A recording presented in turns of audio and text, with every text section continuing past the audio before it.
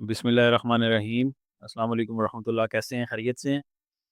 अच्छा चलें, आज हम देखेंगे प्राइस एक्शन को। पिछली दफ़ा हमने देखा था कैंडल्स, ये कैंडल्स कितनी किस्म की होती हैं, कैंडल होता क्या है। आज हम देखेंगे प्राइस एक्शन। प्राइस एक्शन क्या चीज़ है? मार्केट का जो रॉ बिहेवियर है ना, प्राइस का ऊपर होना, प्राइस का नीचे होना, एक तरफ ट्रेंड चल पड़ना, ऊपर की तरफ दौड़ जाना, नीचे की तरफ प्राइस का दौड़ जाना, या प्राइस का जो भी बिहेवियर है ना, जो मूवमेंट ऑफ प्राइस है ना, उसको प्राइस एक्शन कहते हैं। प्राइस एक्शन के अंदर 3-4 चीज़ें आ जाती हैं। सबसे पहले कैंडल की शेप आ जाती है, जो हमने डिस्कस कर ली है। दूसरे नंबर पे इसकी सपोर्ट रेजिस्टेंस आ जाती है। तीसरे नंबर पे इसके की पॉइंट्स आ जाते हैं। समझ गए? फिर ट्रेंड का शिफ्ट होना, यानी कि प्राइस ऊपर की तरफ जा रही है, बुलिश ट्रेंड है, तो अब जो है वो बेरिश ट्रेंड शुरू हो गया, प्राइस मूव कर गई है। इस सारे को प्राइस एक्शन कहते हैं। अच्छा, आज हम अगेन कैंडल को देखेंगे, इसको सही तरीके से समझने के लिए, गहराई से समझने के लिए, क्योंकि ये बहुत सादा सी चीज़ है, सिंपल सी चीज़ है, लेकिन इसका समझना बहुत ज़रूरी है, ठीक है? ये आपके सामने चार्ट खुला हुआ है, गोल्ड का चार्ट है, XAU USD 1 मिनट का चार्ट मैंने खोला हुआ है। यानी कि हर कैंडल 1 मिनट की बन रही है। इसको मैं थोड़ा ज़ूम करता हूँ, मैं आपको समझाता हूँ। चलें सबसे पहले एक और चीज़ समझ लेते हैं उससे भी पहले। ठीक हो गया? पिछली दफ़ा मैंने आपको कैंडल्स के नाम बताए थे, तो मुझे बताएँ कि ये कौन-सा वाला कैंडल होगा? ये कैंडल जो बना हुआ है, इस कैंडल को क्या कहेंगे आप? कोई ज़हन में आ रहा है? सोचें। मारो बोज़ो, समझ गए? अच्छा जी, चलें।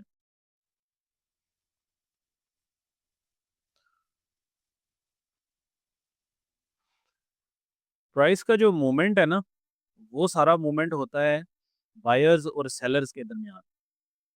बैक वक़्त मार्केट में बायर्स भी हैं, बैक वक़्त मार्केट में सेलर्स भी हैं, ठीक है? दोनों की आपस में जंग होती है। ये जंग जो जीत जाता है, प्राइस उसकी तरफ चली जाती है। यानी कि 100 बायर्स हैं और 150 सेलर्स हैं, तो मार्केट किस तरफ जाएगी? ज़ाहिर बात है, रेट उसका गिरना शुरू हो जाएगा, क्योंकि सेल करने वाले ज़्यादा हैं। अगर 200 बायर हैं और 150 सेलर है, तो इसका मतलब बायर सॉरी मैं पता नहीं भूल गया। जो भी ज़्यादा होगा, बायर ज़्यादा होंगे तो मार्केट प्राइस जो है वो अप मूव कर जाएगी, अगर सेलर ज़्यादा होंगे तो रेट आपका नीचे की तरफ गिर जाएगा, ठीक है? ये बैक वक़्त दोनों आपस में ट्रेड कर रहे होते हैं। अच्छा, एक कैंडल को भी हम देखते हैं कि एक कैंडल परफ़ॉर्म कैसे करती है। ये इस कैंडल को देखें आप, ये यहाँ पे नोट कर रहे हैं, ये 45 मिनट।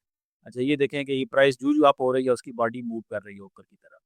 लाइव कैंडल को आप देखें, जूं-जूं प्राइस बढ़ रही है, आपकी कैंडल ऊपर की तरफ जा रही है, और जब वो अपने हाई से नीचे आती है, तो ऊपर जो बाकी चीज़ रह जाती है, वो जाती है विक। अभी बायर्स इसको ऊपर की तरफ पुश कर रहे हैं, लेकिन ऊपर से सेलिंग प्रेशर आ रहा है, ठीक है? सेलर्स ने इसको सेल किया, तो उन्होंने प्राइस को नीचे की तरफ धकेल दिया। फिर बायर्स ने नीचे से ऊपर की तरफ इसको पुश किया, तो आपकी जो कैंडल है, उसकी बॉडी बन गई। अब फिर बायर्स इसके ऊपर आ गए हैं, ठीक है? फिर सेलर्स ने इसको नीचे की तरफ पुश किया, यहाँ पे सेलिंग हुई है, यहाँ पे फिर सेलिंग हुई है, यहाँ पे फिर बाइंग हुई है।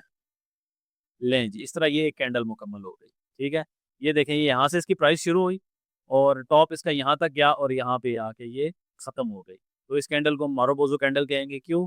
क्योंकि यहाँ पे स्ट्रॉन्ग कैंडल आई है, ठीक हो गया? और इसको आप बुलिश इंगल्फिंग भी कहेंगे, लेकिन इंगल्फिंग ये वीक इंगल्फिंग है। उसकी वजह ये है कि इतना एरिया जो मार्केट ने नीचे छोड़ दिया है ना, समझ गए? ये जो एरिया मार्केट ने छोड़ दिया, विक को ये क्रॉस नहीं कर सका, इसलिए ये इतनी कामयाब इंगल्फिंग नहीं है, ठीक है? अब इस कैंडल में देखें, प्राइस ऊपर की तरफ गई और सेलर ने इसको पुश किया, तो इन्होंने नीचे की तरफ इसको ले गए।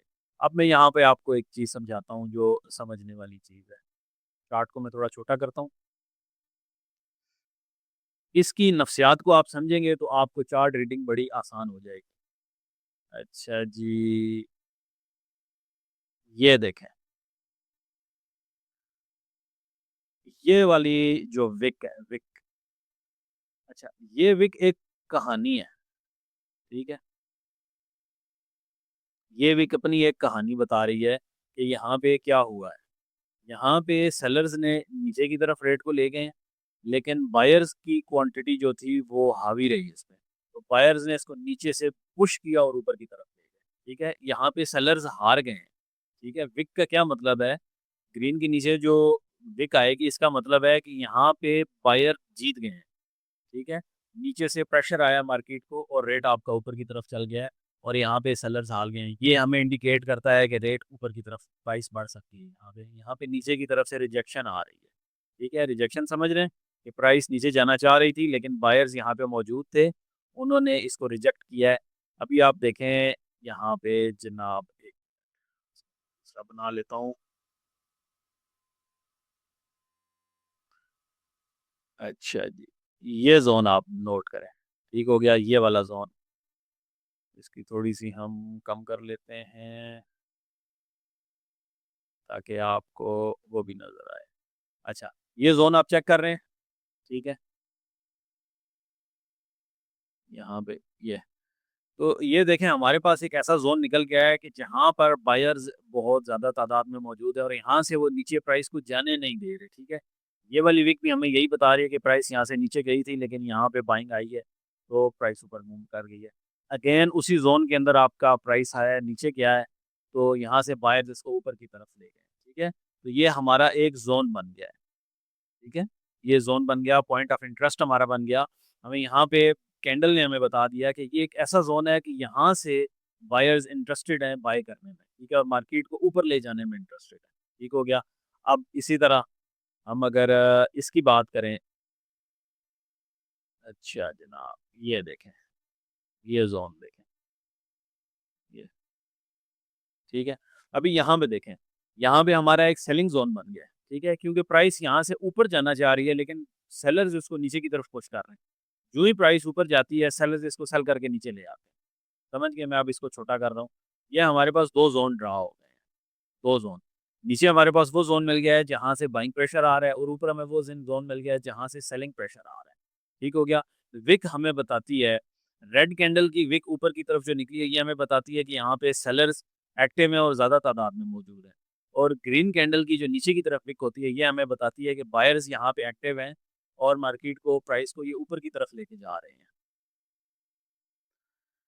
कैंडल की जो बॉडी है, ये मूवमेंट को शो कराती है, जिस तरफ की इसकी डायरेक्शन है कि इसकी मूवमेंट कैसी है। जितनी बड़ी कैंडल की बॉडी होगी, उतना मोमेंटम प्राइस के अंदर ज़्यादा होगा और जितनी कैंडल की बॉडी छोटी होगी, उतना उसके अंदर मूवमेंट छोटा होगा। जितनी कैंडल की विक बड़ी होगी, इसका मतलब है रिजेक्शन आ रही है वहाँ से। अगर ग्रीन कैंडल को नीचे से रिजेक्शन में अगर ग्रीन या रेड को चलें छोड़ दें। अगर ऊपर की तरफ विक बड़ी है ना, ग्रीन रेड को भी छोड़ दें, सिंपल कर लें इसको। चाहे ग्रीन है, चाहे रेड है, जो भी कैंडल है, इससे कोई फ़र्क नहीं पड़ता। लेकिन अगर ऊपर की तरफ बड़ी विक है, तो इसका मतलब है कि सेलर्स एक्टिव हैं, सेलर्स जीत गए हैं, ठीक है? मार्केट की डायरेक्शन ज़्यादा चांस है कि नीचे की तरफ जाएगी। अगर नीचे की तरफ जितनी बड़ी विक है, तो वो हमें ये बता रही है कि यहाँ पे बायर्स हैवी तादाद में मौजूद हैं। जो ही प्राइस गई है, उन्होंने उस रेंज में प्राइस को रुकने नहीं दिया, बल्कि ऊपर की तरफ घुमा के ले गए हैं, ठीक है? और बॉडी क्या चीज़ है? बॉडी ये चीज़ है कि आपके मोमेंटम उसका कितना तेज़ है। अभी मैं आपको दिखाता हूँ, बड़े ट्रेंड में मैं आपको कोई मोमेंटम कैंडल दिखाता हूँ। ये देखें, ये देख रहे हैं, ये मोमेंटम कैंडल है हमारी। कौन-सी वाली? ये वाली कैंडल। ये जो बड़ी कैंडल आ रही है हमारे पास, ठीक हो गया? ये आपकी मोमेंटम कैंडल है, ये वाली कैंडल। समझ गए? ठीक है? क्यों? क्योंकि यहाँ से प्राइस ने तोड़ लगाई है और रुकने का नाम ही नहीं है। पीछे देखें इसने कितनी बड़ी कैंडल थी। ये भी कैंडल थी, ये भी कैंडल थी, इसके बराबर इसने कर दिया। ठीक है? तकरीबन पीछे ये वाली आप जो रेड कैंडल हैं, ये तो 3 रेड कैंडल। इसने इसको तीनों को एक ही कैंडल ने क्रॉस कर दिया। ठीक है? वैसे इसका नाम आईएफसी कैंडल होता है। इसको हम आगे जाके देखेंगे। आईएफसी कैंडल क्या होता है जब हम ट्रेंड को देख रहे हों। अभी फ़िलहाल हमारा फ़ोकस है कैंडल के ऊपर। तो अभी आप अंदाज़ा लगाएँ कि जितना हमने कैंडल को देखा, कैंडल अपनी पूरी दास्तान बताती है। कैंडल हमें मार्केट का बिहेवियर बताती है, कैंडल हमें मूवमेंट बताती है, कैंडल हमें बायर्स का इंटरेस्ट बताती है, कैंडल हमें सेलर्स का इंटरेस्ट बताती है। अभी हमने सिर्फ़ कैंडल को स्टडी किया और हमें आइडिया होना शुरू हो गया कि ये क्या चीज़ है, क्या मामला है यहाँ पे। अच्छा, चलें यहाँ पे एक और चीज़ जुड़ती मुझे नज़र आ रही है, वो भी मैं आपके साथ शेयर कर देता हूँ, ठीक है? ये वाला मोमेंट देखें, ठीक है? ये लें। मैंने ये यहाँ तक विक थी ना, ठीक है? ये और ये।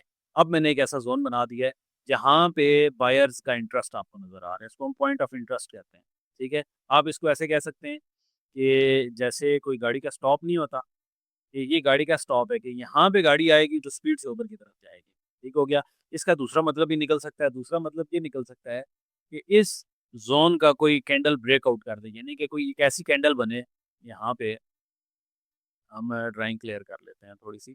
अच्छा, यहाँ पे कोई ऐसी रेड कैंडल बने ऊपर से नीचे की तरफ, जो उसको यूँ ब्रेक कर दे, ठीक हो गया?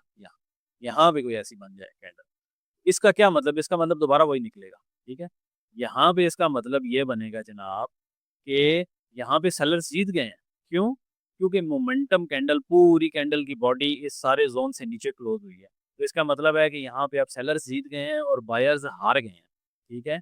इस ज़ोन के अंदर ये वाला जो ज़ोन था, इस ज़ोन के अंदर जो बायर बैठे हुए थे, वो बायर अब ख़त्म हो गए हैं, वो बायर अब हार गए हैं। क्यों? ऊपर से ज़्यादा बड़ी क्वांटिटी में सेलिंग हुई है, लिहाज़ा अब ये ज़ोन वैलिड नहीं रहा, ये ज़ोन ख़त्म हो गया है, ठीक है? ये पीछे जितनी विक्स हमें बता रही थी पीछे की दास्तान, वो सारी बातें ख़त्म हो गई। समझ गए हैं बात को? चलें इसके बाद अगर यहाँ पे फिर एक स्ट्रॉन्ग कैंडल बनती है ग्रीन, मिसाल के तौर पर, फॉर एग्ज़ाम्पल हम यूँ कहते हैं, यूँ कैंडल बन जाती है, ठीक हो गया ये लें, ठीक है? ये बुलिश इंगल्फिंग अप की कैंडल बन गई, ठीक हो गया? अब ये दोबारा वो ज़ोन ऊपर की तरफ निकल गया। अब यहाँ पे प्राइस ऊपर जाने में इंटरेस्टेड है, नीचे आने में इंटरेस्टेड नहीं है, ठीक है? इसका मतलब था कि ये जो ब्रेकआउट हुआ था, ब्रेकआउट किस चीज़ को कहते हैं? इस ज़ोन का ब्रेकआउट हुआ था, प्राइस नीचे चली गई थी, उसने मोमेंटम शिफ्ट किया था नीचे की जानिब, अब दोबारा मोमेंटम शिफ्ट हो गया ऊपर की जानिब। वो जो पिछला मोमेंटम था वो टूटा ही नहीं है, बल्कि अगली ही कैंडल ने उस मोमेंटम को तोड़ दिया है, ठीक हो गया? तो पिछले दिनों हमारे भाई पूछ रहे थे कि ये लिक्विडिटी क्या चीज़ होती है, समझ गए? अच्छा, ये जो ज़ोन है, इस ज़ोन के नीचे है लिक्विडिटी। लिक्विडिटी कैसे है? कि सब ने जिन्होंने ट्रेड एंट्री यहाँ पे प्लान की हुई है कि यहाँ से प्राइस ऊपर जाएगी, उन्होंने अपने स्टॉप लॉस इस ज़ोन के नीचे रखे होंगे। ठीक है, कहाँ पे रखे होंगे?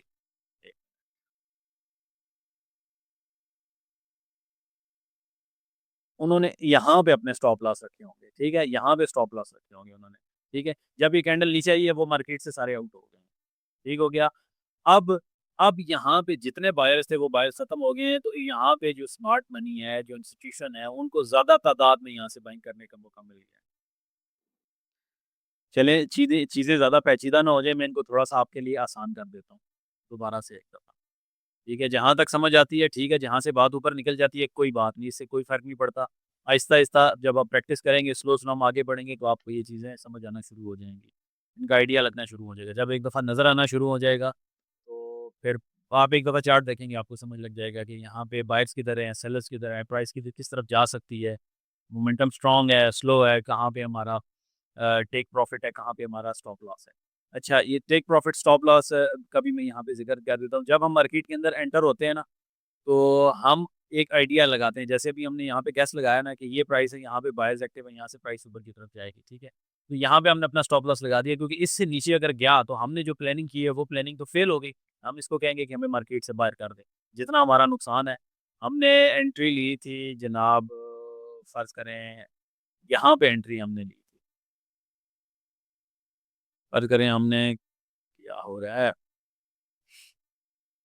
अच्छा, हमने यहाँ पे एंट्री ली थी, इस कैंडल पे हमने यहाँ से एंट्री ली थी फॉर एग्ज़ाम्पल, ठीक है? तो हम अपना स्टॉप लॉस यहाँ पे रखेंगे और अपना टेक प्रॉफ़िट यहाँ पे रखेंगे, ठीक है? ये अगर इससे नीचे मार्केट आ जाए, ठीक है? इस पॉइंट पे हमने बाय किया है, ठीक है? और हमने अंदाज़ा लगाया कि प्राइस इस पॉइंट तक आएगी, यहाँ पे आके हम अपना प्रॉफ़िट बुक कर लेंगे। और चूँकि हमने ये ज़ोन ड्रा किया हुआ था, हमारी जो प्लानिंग थी वो यही थी कि यहाँ से प्राइस नीचे नहीं जाएगी क्योंकि यहाँ से अगर प्राइस नीचे जाती है तो हमारा तो जो हमने आइडिया लगाया वो गलत हो गया, लिहाजा हमें ट्रेड से यहाँ पे आएगा जो ही प्राइस, तो हमें ट्रेड से बाहर कर देगी, ठीक है? हम इससे मज़ीद अपना ज़्यादा नुकसान नहीं लेंगे, थोड़ा-सा नुकसान लेके हम बाहर आ जाएँगे। यहाँ पे अगर ट्रेड जाती है तो हम यहाँ से प्रॉफ़िट ले लेंगे। ठीक हो गया जनाब? एक दफ़ा मैं चीज़ों को समराइज़ कर देता हूँ सारियों को। ओके। अच्छा जी, मैं आपको कोई पिक दिखाता हूँ। ये देखें, ये वाली कैंडल। इस कैंडल के ऊपर भी विक है, इस कैंडल के नीचे भी विक है। आपको याद होगा मैंने पिछली दफ़ा आपको बताया था कि एक होती है कैंडल जिसके ऊपर भी विक ज़्यादा है, नीचे भी विक ज़्यादा है और उसकी बॉडी बिल्कुल पतली-सी होती है। क्या नाम है उसका? डॉजी, ठीक है? ये डॉजी कैंडल है, लेकिन इसकी बॉडी थोड़ी बड़ी बन गई है यहाँ पे, समझ गए? इसलिए ये इतनी अच्छी डॉजी गिनी नहीं जाएगी। है डॉजी लेकिन ये वीक डॉजी है। क्यों? क्योंकि इसकी बॉडी बड़ी है। डॉजी में तो बॉडी छोटी होती है और विक दोनों साइड पे इसकी बड़ी वीक होती है। इसको इंडिसियन कैंडल कहते हैं कि यहाँ पे प्राइस कंफ्यूज है कि मैं नीचे जाऊँ या मैं ऊपर की तरफ जाऊँ। ठीक हो गया। यहाँ पे ऊपर से सेलर्स भी पुश कर रहे हैं, यहाँ से नीचे से बायर्स भी प्राइस को पुश कर रहे हैं, इससे ये इंडिसियन कैंडल बन गई है। ठीक है, तो यहाँ तक जब हम फर्ज करें कि इससे आगे चार्ट नज़र नहीं आ रहा, जब हम लाइव ट्रेड कर रहे होंगे, ठीक है, जब हम मार्केट में बैठेंगे ट्रेडिंग के लिए, तो हमें तो अ, ये अगली चीज़ें तो नज़र नहीं आ रही, हमें सिर्फ ये कैंडल नज़र आएगी। तो इसका मतलब हमें मोहतात हो जाना चाहिए जब हमें ये कैंडल नज़र आएगी कि यार आगे प्राइस कुछ भी कर सकती है, यहाँ पे हम कुछ भी प्लान नहीं करेंगे। ठीक हो गया? ओके जी। अच्छा जी।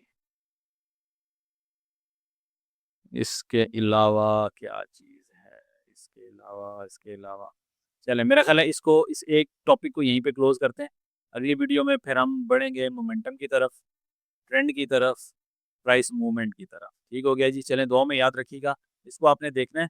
और चूँकि आगे ईद के दिन भी आ रहे हैं, ईद के दिनों में ब्रेक लगाते हैं और ईद के बाद इंशाल्लाह जितना हमने इसको देखा सीखा है, इस पे एक इकट्ठे बैठ के सारे एक ज़रा टेस्ट भी लेंगे, चेक भी करेंगे कि किस-किस का कॉन्सेप्ट क्लियर है, क्योंकि अगर कोई बंदा एक पीछे रह जाता है तो फिर फ़ायदा नहीं है। सारों ने मिल के चलना है, जो पीछे रह गया उसके कॉन्सेप्ट क्लियर करेंगे और फिर आगे हम फर्दर मूव करेंगे। यहाँ तक देखेंगे कि किसको कितना-कितना समझ आ गया। दुआ में याद रखिएगा जी, अल्लाह हाफ़िज़।